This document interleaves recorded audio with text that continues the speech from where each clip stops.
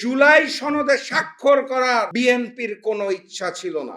মাননীয় স্বরাষ্ট্রমন্ত্রী, যিনি শিলংয়ের বিলাসবহুল রিসর্টে বছরের পর বছর বিশ্রাম নেওয়ার পর দেশে এসে স্বরাষ্ট্রমন্ত্রী হয়েছেন, সেই মাননীয় স্বরাষ্ট্রমন্ত্রী ইচ্ছায় হোক অথবা অনিচ্ছায় হোক স্পষ্ট ভাষায় পবিত্র সংসদে দাঁড়িয়ে বলে দিয়েছে, নির্বাচন যদি পিছিয়ে যায় এই কারণে আমরা জুলাই সনদে স্বাক্ষর করেছিলাম।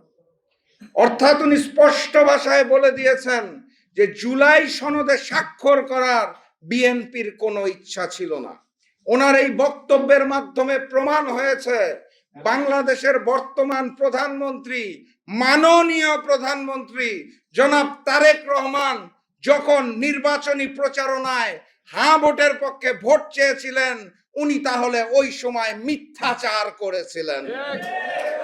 উনি যদি সত্যি সত্যি হ্যাঁ ভোটের পক্ষে ভোট চেয়ে থাকতেন, তাহলে ওনার প্রধান এবং দায়িত্ব যেটা ছিল সেটা হচ্ছে ক্ষমতায় আসার পর সংবিধান সংস্কার পরিষদের সদস্য হিসেবে শপথ গ্রহণ করা এবং জুলাই সনদকে বাস্তবায়ন করা। তারা এখন বলে অক্ষরে অক্ষরে জুলাই সনদ বাস্তবায়ন করবে।